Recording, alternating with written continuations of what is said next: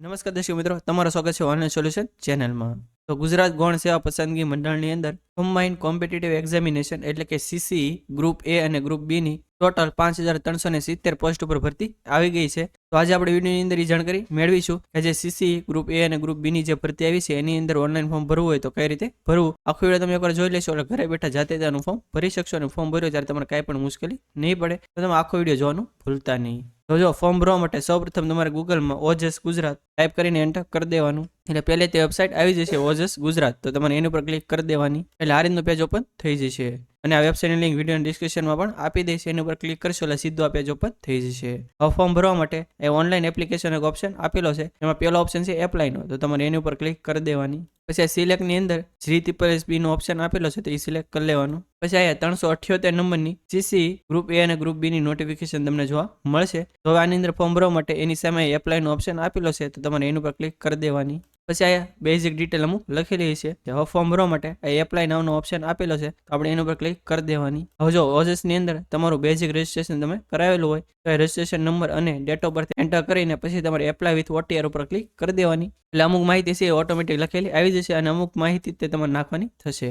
પરંતુ ઘણા કેન્ડિડેટ હશે કે જેનું આની અંદર એકાઉન્ટ નહીં હોય તો આપણે આખું ફોર્મ કઈ રીતે ભરવું એ આપણે જોઈ લેવી. તો જેનું આની અંદર એકાઉન્ટ ન હોય તો એને સિમ્પલી સ્કીપ ઉપર ક્લિક કરી દેવાની એટલે આ રીતનું પેજ ઓપન થઈ જશે.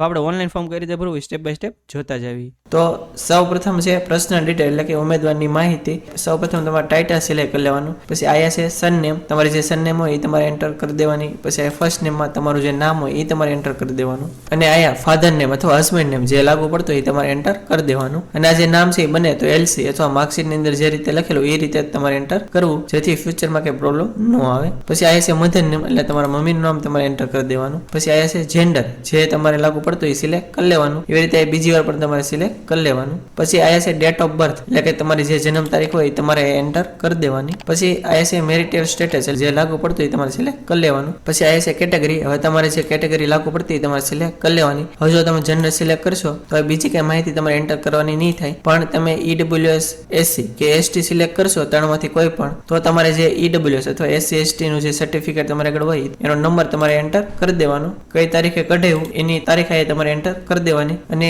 સર્ટિફિકેટ તમે કઢાવ્યું એ કયા અધિકારી દ્વારા તમને પ્રમાણિત કરવામાં આવેલું છે એનું નામ લખી નાખવાનું. અને તમે કયા રાજ્યમાંથી કઢાવેલું છે એ તમારે સિલેક્ટ કરી લેવાનું. મોસ્ટલી બધાને ગુજરાત જ આવશે. પછી તમે જો SCBC માં આવતા હોય ને SCBC સિલેક્ટ કરશો તો તમે જે SCBC નો દાખલો કઢાવેલો હોય એ કાસ્ટ સર્ટિફિકેટ નો નંબર જે હોય તમારે એન્ટર કરી દેવાનો. કઈ તારીખે કઢાવ્યો એ તમારે સિલેક્ટ કરી લેવાનું. કાસ્ટ સર્ટિફિકેટ ઉમરા નોન ક્રિમિનલ પણ SCBC કેટેગરીના જે વિદ્યાર્થીઓ હોય એની માટે જોશે. તો જે નોન ક્રિમિનલ સર્ટિફિકેટ તમે કઢાવેલું હોય એનો નંબર એન્ટર કરી દેવાનો. કઈ તારીખે તમે કઢાવ્યું એ ડેટ એન્ટર કરી દેવાની. અને આ બંને સર્ટિફિકેટ છે એ કયા અધિકારી દ્વારા તમને પ્રમાણિત કરવામાં આવેલા છે એ તમારે અહીંયા સિલેક્ટ કરી લેવાનું. એટલું થઈ જાય પછી નીચે છે કમ્યુનિકેશન ડિટેલ એટલે કે આપણું એડ્રેસ એન્ટર કરવાનું થશે. હવે આયા છે પ્રેઝન્ટ એડ્રેસ એટલે કે હાલનું અને આયા છે પરમેનન્ટ એડ્રેસ એટલે કે કાયમી. તો આપણું જે એડ્રેસ હોય એ તમારે આયા લખવાનું થશે. જે પેલું બોક્સ એની અંદર તમારું આખું સંપૂર્ણ જે એડ્રેસ હોય તમારે એન્ટર કરી દેવાનું. પછી ગુજરાત સિલેક્ટ કરશે સ્ટેટમાં, જો બીજું સ્ટેટ હોય તો સિલેક્ટ કરવાનું, બાકી ગુજરાત એમને રહેવા દેવાનું. પછી આયા ડિસ્ટ્રિક્ટ તમારે જે લાગુ પડતો હોય તમારે સિલેક્ટ કરી લેવાનું.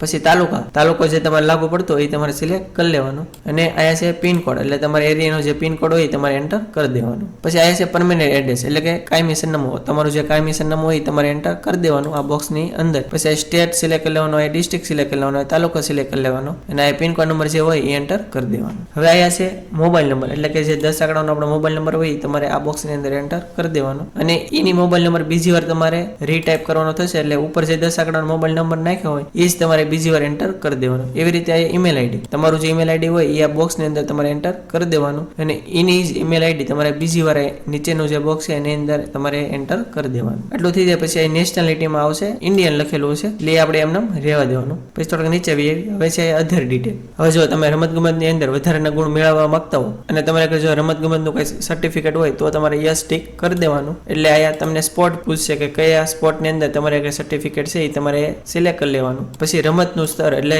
કે તમારે આગળ જે સર્ટિફિકેટ છે એ કઈ કક્ષાનું છે તમારે આગળ જેનું હોય તમારે સિલેક્ટ કરી લેવાનું. પછી તમે એ રમતની અંદર કયા વર્ષમાં ભાગ લીધેલો હતો એ તમારે વર્ષ લખી નાખવાનું. તમને એ જે સર્ટિફિકેટ છે એ કયા અધિકારી દ્વારા આપવામાં આવેલું છે એનું નામ લખી નાખવાનું. પછી આ છે ફિઝિકલ ચેલેન્જ એટલે કે જે પીએચ વિદ્યાર્થીઓ હોય એની માટે અલગ અલગ ઓપ્શન આપેલા છે. તમારે જે લાગુ પડતો હોય તમારે સિલેક્ટ કરી લેવાનું. અને જો તમારે કઈ ઓપ્શન લાગુ ન પડતો એટલે કે તમે પીએચ કેન્ડિડેટ ન હોય તો તમારે સિમ્પલી નોટ એપ્લિકેબલ પર ક્લિક કરી દેવાની. પછી અહીંયા છે એક option basic knowledge of computer, એમાં યસ ટીક હશે આપણે યસ જ તે ટીક રહેવા દેવાની. પછી આ ઓપ્શન છે વિડો એટલે કે વિધવા. હવે જો આ તમારે લાગુ પડતો હોય તો તમારે યસ ટીક કરી દેવાનું. તો તમારે જે વિધવાનું સર્ટિફિકેટ નંબર હોય એ એન્ટર કરવાનો થશે અને કઈ તારીખે તમે કઢાવ્યો એ એન્ટર કરવાનું થશે અને કયા અધિકારી દ્વારા તમને આપવામાં આવેલો છે સિલેક્ટ કરવાનું થશે. અને જો આ કઈ લાગુ ન પડતું હોય તમારે નો ટીક એમ રહેવા દેવાનું. એવી જ રીતે એક્સ સોલ્જર એટલે કે જે આર્મી નેવી એરફોર્સની અંદર જોબ કરેલા હોય એવા વિદ્યાર્થીઓને જો આ લાગુ પડતું હોય એક્સ સર્વિસમેનનું તો તમારે યસ ટીક કરી દેવાનું. તો તમે કઈ તારીખથી જોઈનિંગ છે એ ડેટ અહીંયા લખી નાખવાની અને કઈ તારીખે રિટાયર્ડ છે એ ડેટ અહીંયા તમારે લખી નાખવાની. અને જે એક્સ સર્વિસમેનનો આઈડી કાર્ડ હોય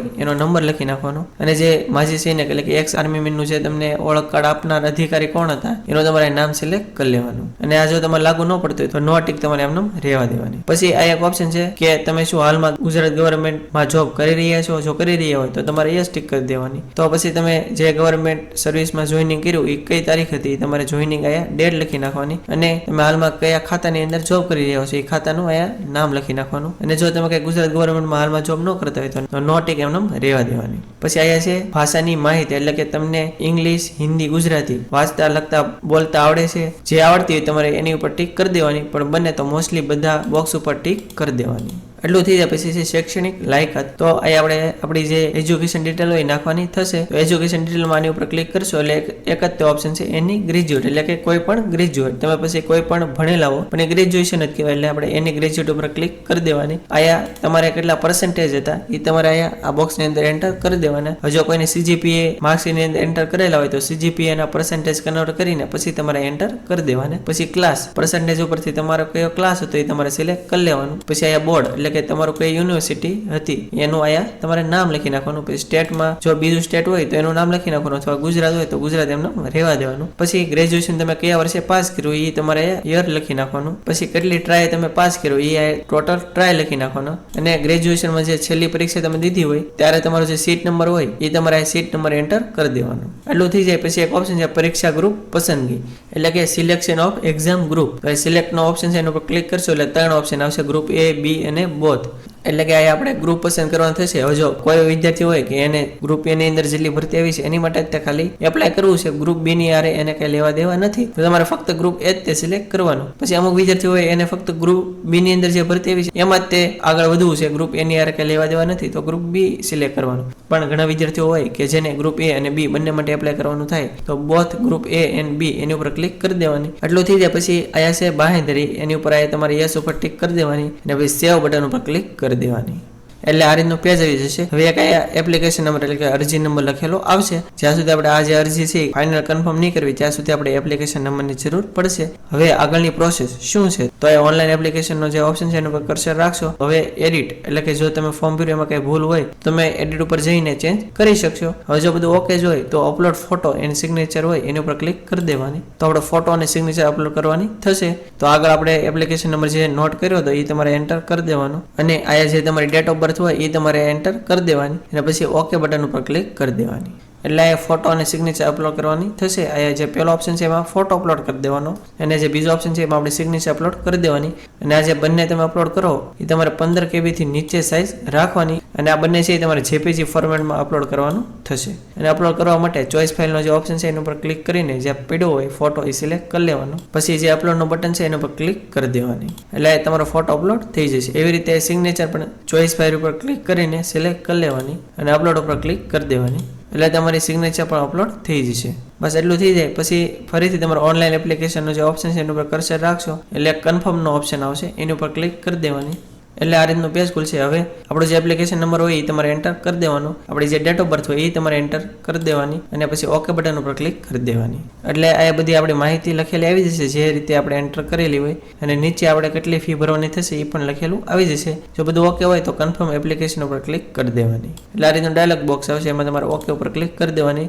એટલે આ તમારું ફોર્મ છે એ કન્ફર્મ થઈ જશે અને એક કન્ફર્મેશન નંબર પણ લખેલો આવી જશે. હવે જે આપણે ફોર્મ ભર્યું એની પ્રિન્ટ કાઢવા માટે પ્રિન્ટ એપ્લિકેશનનો ઓપ્શન છે એના ઉપર ક્લિક કરશો એટલે સાઈડમાં એક ડાયલોગ બોક્સ ઓપન થઈ જશે. એમાં આ જે આપણે ફોર્મ ભર્યું એની પીડીએફ હશે તમારે ડાઉનલોડ કરીને સાચવી રાખવાની. આગળ આ એપ્લિકેશન ફોર્મની જરૂર પડશે. હવે આપણે ફોર્મ ભરાઈ ગયો, આપણે ફી ભરવાની થશે તો ફી કઈ રીતે ભરવાની, તો કે જો અહીંયા ઓપ્શન આપેલો છે ફી પે ઓનલાઈન, અથવા કોઈ કારણસર અહીંયા ઓપ્શન ન આવે અથવા ભૂલાઈ જાય તો અહીંયા અલગથી પણ ઓપ્શન આપેલો છે ફીઝનો, એમાં એની ઉપર કર્સર રાખશો એટલે પેલો ઓપ્શન આવશે ઓનલાઈન પોસ્ટ એન્ડ ઓફિસ ચલણ, એની ઉપર ક્લિક કરી દેવાની. એટલે આ રીતનું પેજ ઓપન થઈ જશે. પછી તમારે સિલેક્ટ ઉપર ક્લિક કરશો એટલે તમને 378 નંબરની એડવર્ટાઇઝમેન્ટ નંબર સીસી ગ્રુપ એ અને બી નો ઓપ્શન જોવા મળશે, તો એ સિલેક્ટ કરી લેવાનું. પછી આપણો જે કન્ફર્મેશન નંબર આવ્યો હોય 8 આંકડાનો એ તમારે એન્ટર કરી દેવાનો આ બોક્સની અંદર, અને પછી જે ડેટ ઓફ બર્થ હોય એ તમારે એન્ટર કરી દેવાની. એટલું થઈ જાય પછી ઓનલાઈન પેમેન્ટ ઓફ ફીસ એની ઉપર ક્લિક કરી દેવાની. એટલે આ રીતનું પેજ આવી જશે. આ બધી માહિતી લખેલી છે, તમારે સિમ્પલી સાવ નીચે વયું જવાનું, એમાં સબમિટનો જે ઓપ્શન છે એની ઉપર ક્લિક કરી દેવાની.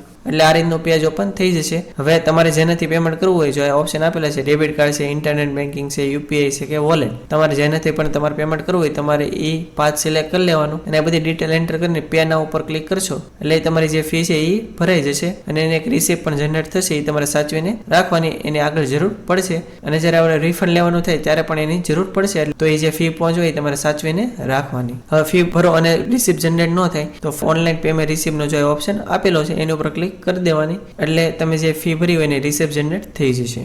પછી ઘણીવાર એવું થાય કે તમે ફી ભરો અને કોઈ કારણસર એરર આવે તો આ ચેક એર્લી ઇનકમ્પ્લીટ એન્ડ પેન્ડિંગ ટ્રાન્ઝેક્શનનો પણ ઓપ્શન આપેલો છે, એની ઉપર જઈને તમે જે ફી ભરી છે એનું સ્ટેટસ શું છે એ તમે ચેક કરી શકશો. તો આ હતી સંપૂર્ણ માહિતી જે G+B ની અંદર ભરતી આવી છે, એનું ઓનલાઈન ફોર્મ કઈ રીતે ભરવું. હજી જો તમને કંઈ ખ્યાલ ન હોય તો તમે કોમેન્ટ બોક્સમાં જણાવી શકો છો, આપણે 100% આન્સર આપીશું. અને આ વિડીયો જો તમને સારો લાગ્યો તો વિડીયોને લાઈક કરી દેજો અને મેક્સિમમ લોકો સુધી શેર કરજો, જેથી બધા લોકોને આની વિશે માહિતી મળી રહે. અને જો તમે આપણી ચેનલમાં ન હો, આપણી ચેનલ હજી સુધી સબસ્ક્રાઇબ ન કરી હોય તો ચેનલને સબસ્ક્રાઇબ કરવાનું ભૂલતા નહીં, જેથી આવી જ માહિતી તમને સમયસર મળી રહે. અને આપણે ટેલિગ્રામ અને વોટ્સએપમાં પણ ચેનલ છે, એની અંદર જો તમે જોડેલા ન હો તો નીચે ડિસ્ક્રિપ્શનમાં લિંક આપેલી છે, એના પર ક્લિક કરીને તમે એમાં જોડાઈ શકો છો, જેથી આવી જ માહિતી તમને સમયસર મળી રહે. તો આજ માટે બસ એટલું જ. મળશું આપણે નેક્સ્ટ વિડીયોમાં. ત્યાં સુધી બધાને જય હિન્દ.